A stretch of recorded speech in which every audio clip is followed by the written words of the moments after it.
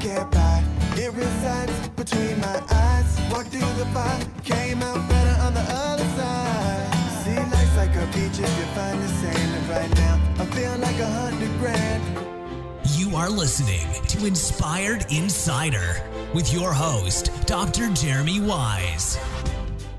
Dr. Jeremy Weiss here, founder of InspiredInsider.com, where I talk with inspirational entrepreneurs and leaders like the founders of P90X, Atari, many more, how they overcome big challenges in life and business. Our sponsor today is Rise25.com, which helps serve service professionals, doctors, lawyers, accountants, dentists, coaches, stop just trading time for dollars and shift from one-to-one client work to one-to-many.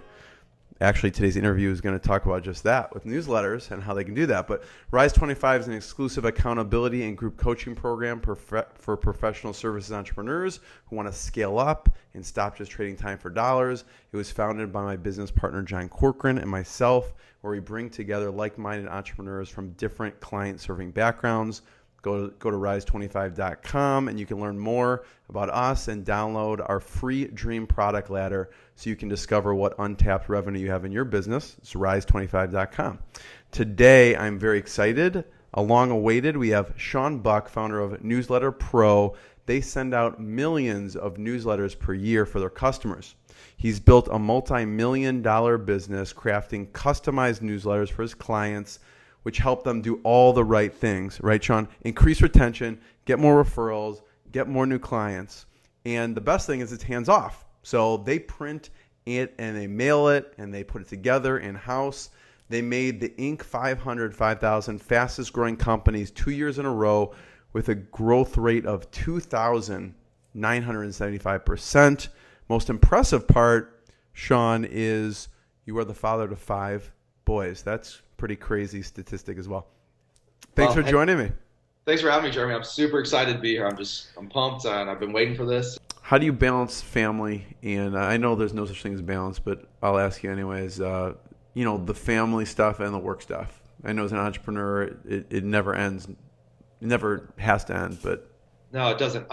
Couple things. One, I do take 4 vacations a year. 3 of them with the kids and the wife, and 1 of them I try to just make the wife and I. So every now and again I can combine a little bit of work into the beginning of the vacation, and then we can take the rest of it together, and that's okay.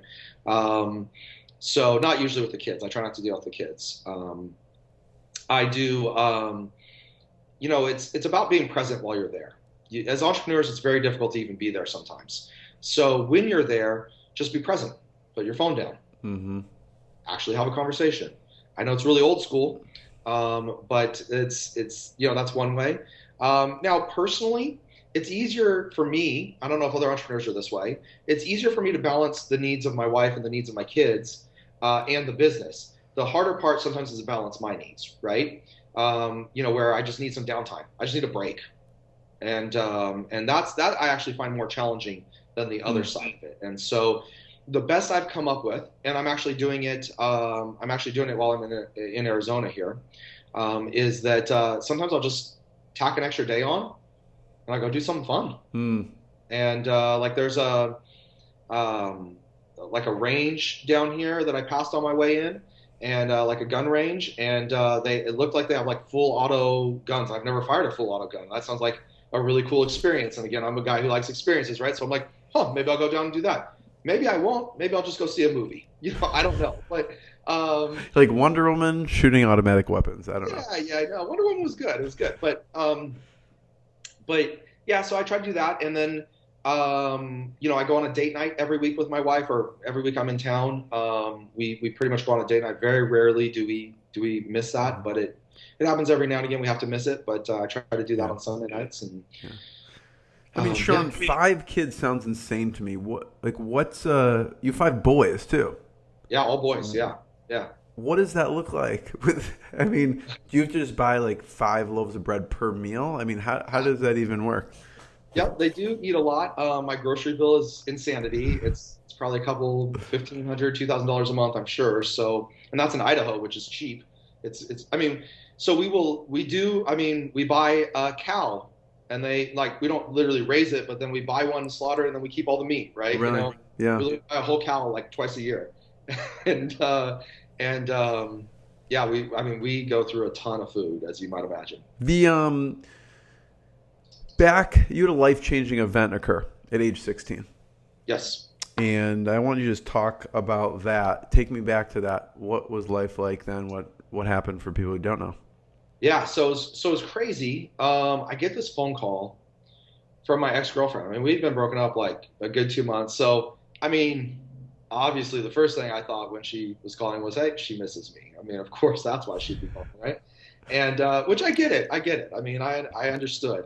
But she was really calling to give me her good news. She had some good news. She wanted to share it with me.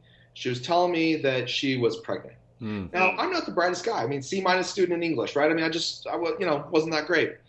And I said, well, that's great. I guess congratulations. Why are you telling me? And then she proceeds to tell me, because the baby's yours. Wow. So I quickly realized that my job at Chuck E. Cheese wasn't going to cut it. Now, I had recently received a raise. I was now making $4.25 an hour. Jeez. Yeah. So I felt like, I mean, you're 16. That's not bad money. So I felt like a baller, right? Right. So back in like 1995 or something like that, right? But I realized it wouldn't cut it, and I had to do something different. That's a shocking thing to hear out of the was. blue. Yep, Yep, especially because we'd been broken up, and so I just never would have guessed it in a million years. And then and her and I made a little bit of a go of it, tried to get the relationship going, and that didn't end up working out. And then slowly but surely over the next couple of years, she just continued to kind of be involved less and less and less, and so I ended up raising him. Wow. With the help of my now wife, but I ended up raising him, and yeah, he's works for me now. He's 21, is married. It seems insurmountable at the time to me. Like, I know what it takes, and I was much older, and there's waking up in the middle of the night, there's changing diapers, there's, that's a huge undertaking for someone who's kind of has someone with them helping, and you're older and you're kind of wiser, let alone when you're 16 or 17. Well, yeah, I mean, it was, and I was on my own at 16, so I had moved out. I didn't. Wow. I wasn't living at home or anything. I didn't have parents to help me out, and so yeah, it was scary and it was hard. And how did you manage all that? And you didn't have. I mean, I can't even imagine that, honestly, Shaun. Yeah. I mean, well, to be honest, my first thing I had to do, and I ultimately went back, but I dropped out of high school. I didn't have any choice. I needed a job, and I couldn't get a full-time job that paid well while I was going to school from 8 to 8, right? Yeah. And so I dropped out of high school and started working for a regional electronics company called The Good Guys, and found out very quickly that I was very good at sales because my very first month I made $5,000 in commissions. And I mean, I think it was part sales, part my good looks, but I mean, we'll talk sales. It all goes back to so did that, and then went back and did like a home study learning where I had a teacher would come to my apartment like 3 times a week and teach me in between, like while I wasn't working and stuff, and so did that, and ended up graduating high school, and but yeah, I mean, I had to go get a job. I had to make money. I needed health insurance. I needed. I mean, in your mind, Shaun, it seemed like, this is it. Like, I am going to do this. I'm going to take responsibility for this.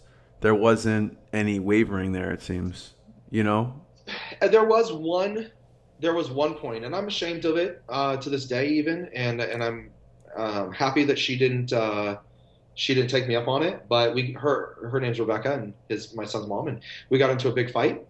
And it was very early on after she had just told me, and I was scared and didn't know what to do. And I said, you know what? Why don't you just go have an abortion? Let's just be done with this. And I get a phone call the next day. It says, or a couple days later or whatever it was, the abortion is scheduled for Friday. You'll never hear from me again. Wow. And I called her up on Thursday and begged her not to. So, and she decided not to. And so I've been That's very amazing. blessed because of that. Wow. And so, yeah, I mean, that was my one, my one point where I wavered. And, Yeah, that's wild. I mean, I just mean you decided like, okay, I'm dropping out of school. I'm gonna support this, do what it takes to take care of this baby. yeah. Well, I mean, I've just been in my whole life I've been a very big believer in you got to own you got to own the wins, you got to own the mistakes, which is what everyone said he was, right? And what everyone said I was not going to amount to anything, which really just fueled my entrepreneurial growth, right? Yeah, I mean, but I was just always raised that like, listen, this is you make your bed, you go lie in it, and I made my bed, I lied in it, and a baby was coming, so Right. I needed to own that, and that was what I was going to do. So he works in the company. He does, yes. So what does he do? So he works back in production, which is the fulfillment end of it, like getting the newsletters out. He mainly though doesn't get the newsletters out. He works on the list, so he does the list management, gets them clean, gets them scrubbed. He does that. He helps. Helps. We have he has a manager above him that helps lead, but he would definitely be, one of the other go-to people if there's questions or challenges there. Orders, make sure that they have all their supplies. He's in charge of all the ordering and supplies for that department and stuff like that. So yeah, he's getting ready to move over into marketing in the near future. The next position we have open that fits his skill set. He actually, I made him study a lot of marketing as a kid. I'm sure. Yeah, he didn't like it at first, but he likes it now, and so he actually has a very good intellectual knowledge. Not a ton of day-to-day experience, but good intellectual knowledge, and so I'm gonna help him. Well, he's been soaking up through osmosis through you all these years. Yeah, he's got that. So, but yeah, so that'll be fun. That is remarkable, Shaun. Thank you for sharing that. That's a tough story, but it's got a happy ending, right? Yeah. So what about your other sons? What are they into? Football. So yeah, now they're. Do you think any of them will? Have they been around the business too, like helping out? Yes, my 11-year-old helps out. Sometimes we have stuff that needs to just be stamped or hand inserted, and he will come down during the summer. He was just there a couple days ago while I was there, and he's hand inserting and stamping and gets paid $8 an hour, which I feel like is pretty good. I mean, I started at 4, so doubled you. He is just like so entrepreneurial. It's just in his DNA. Really? Oh yeah, he's only allowed to like solicit the people on our street, but he will walk up and down the street, and in the wintertime he's selling them, same people, knock on their doors, selling them snow shovel in their driveway, and in the summer he's selling to wash their cars, and he just, every new idea he has, he goes out and tries to sell it to every neighbor we have. Yeah, he made $200 one weekend snow shoveling this winter. So yeah, he's really into it. My 7-year-old, not so much. He's actually more like me when I was as a kid, but he's not so into it. The thing I worry about the kids is that they're, and I think a lot of entrepreneurs feel this way, they have such a cushy life compared to what I grew up with, that they don't fully get it, right? I mean, I grew up very poor, super poor. And so I have this drive because I had nothing. He's like chip on your shoulder. Yeah. And they have, I mean, we don't buy them anything and everything they want, but comparatively speaking, they have everything, know? I mean, it sounds like you were on your own from a very young age. Yeah. That was, I mean, the really short version of that story is that, my dad got orders to Mississippi. He was in the Air Force. I lasted all of 1 month in Mississippi. It was still actually pretty racially divided when I was there. And, I wasn't used to that from the Bay Area, and I miss my girlfriend, my son's mom. I miss my girlfriend, and I even remember getting this little talking to one time because I was hanging out with this one black guy, and they're like, well, we kind of don't usually hang out with those guys, and I'm like, what do you mean those guys? Like, I don't understand. So I was just didn't register. Yeah, you weren't used to that. The Bay Area, right? And so. So anyway, I lasted 1 month before I told my dad, hey, you need to send me back. I'm gonna go live with my mom. My mom was a civil servant, and they almost mean servant, back then. But she made very little money, and it was my mom and my little sister shared a room. My older sister, her husband, and their baby shared another room, and I slept in the living room on a blow-up mattress for 6 months before I roughly turned 16 or so, and was like, hey, I can't do this anymore, and I moved out. So yeah, so that was kind of the how that kind of came about. So Shaun, it seems like even though one of your sons, he's very entrepreneurial, he still has that drive. He does. He has that drive. Yeah. One of them will have if he wants to, a decent, at least college run in athletics of some kind. Oh, really? Oh, wow. Yeah, we do lots of football. In what sport? Games. Football? Whatever he wants. The kid's like one of the most gifted kids. We do these football camps, and the coaches. We were just at Boise State, and did a football camp, and his coaches were some of the players, and so now he's in kindergarten, young kid, right? And the coach comes up and he's like, do you realize how talented he is? Do you realize how good he is at football, being this young? And when we play on teams, like when we go to play on teams, they do a skill rating assessment, like so for the leagues and stuff. And so last year in kindergarten, they had him playing with the third graders. So because his skill was third grade level, even though he's a kindergarten. So wow. And the other kid, crazy. I don't know, he's too young. So we'll see what he ends up. But yeah, so they're all different. It's really funny, same mom, dad, all very different kids, right?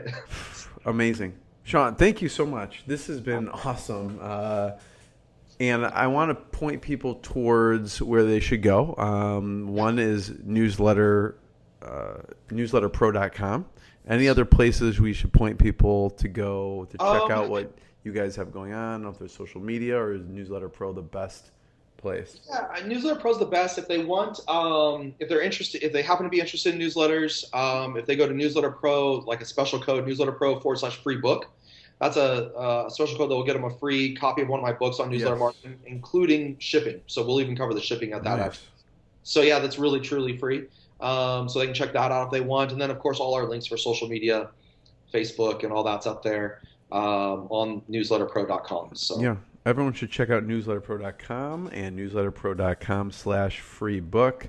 And the man knows a thing or two about marketing, selling millions and millions over the years of direct response marketing newsletters. So, Shaun, I want to be the first one to thank you. This has been absolutely fantastic. Thanks, Jeremy. Yeah. What I got, you can't buy. It resides between my eyes. Walked through the fire, came out better on the other side. See, life's like a beach if you find the sand. And right now, I feel like $100 grand.